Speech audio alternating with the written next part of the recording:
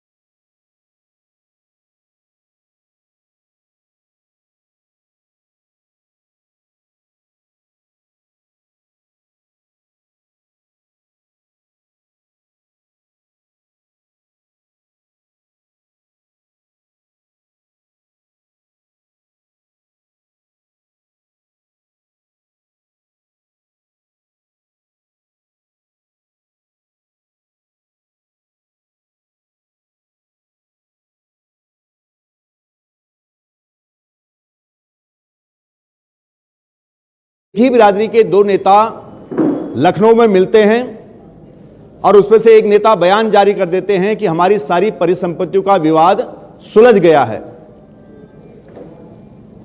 तो राज्य विभाजन के समय तत्कालीन भारतीय जनता पार्टी की सरकार ने गलत समझौते के द्वारा जो ये परिसंपत्ति विवाद खड़ा कर दिया था, मुख्यमंत्री धामी जी ये समझते हैं कि मैं एक सिंगल लाइनर स्टेटमेंट देकर राज्य की जनता की आंखों में धूल झोंक दूंगा तो यह संभव नहीं है।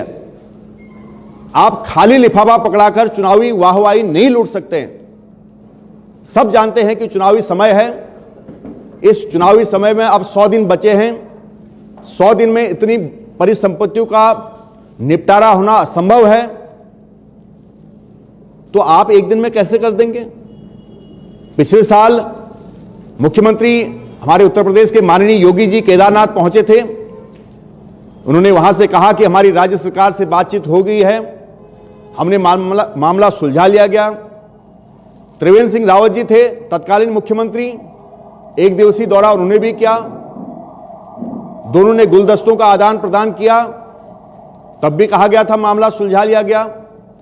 तो आप एक बस स्टैंड की बात करके पूरे परिसंपत्ति विवाद को नहीं सुलझा सकते हैं।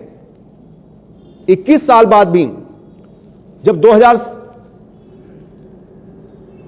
में उत्तराखंड बना था 9 नवंबर 2000 को, तो उसके बाद एक समय ऐसा था जब नवोदित उत्तराखंड में भी भारतीय जनता पार्टी की सरकार थी, उत्तर प्रदेश में भी भारतीय जनता पार्टी की सरकार थी और केंद्र में भी भारतीय जनता पार्टी की सरकार थी। अगर भारतीय जनता पार्टी चाहती तो तब यह परिसंपत्ति का विवाद सुलझा सकती थी, लेकिन इन्होंने नहीं सुलझाया। 21 साल तक चुप बैठे रहे और आज फिर इनके पास ट्रिपल इंजन की सरकार है। 2017 से उत्तराखंड में भारतीय जनता पार्टी की सरकार, यूपी में भारतीय जनता पार्टी की सरकार और केंद्र में भारतीय जनता पार्टी की सरकार। लेकिन 2 महीने चुनाव में बचे हैं, आपको अब क्यों याद आ रही है परिसंपत्तियों की? अचानक आप जाते हैं और अपनी चहलकदमी बढ़ा देते हैं। तो ये जो परिसंपत्ति विवाद को लेकर भारतीय जनता पार्टी की सरकार झूठ बोल रही है और एक नए पात्र धामी जी के रूप में इसमें एंटर हुए हैं, वो जनता समझ रही है। और यही हाल कांग्रेस का था। उस वक्त तत्कालीन मुख्यमंत्री हरीश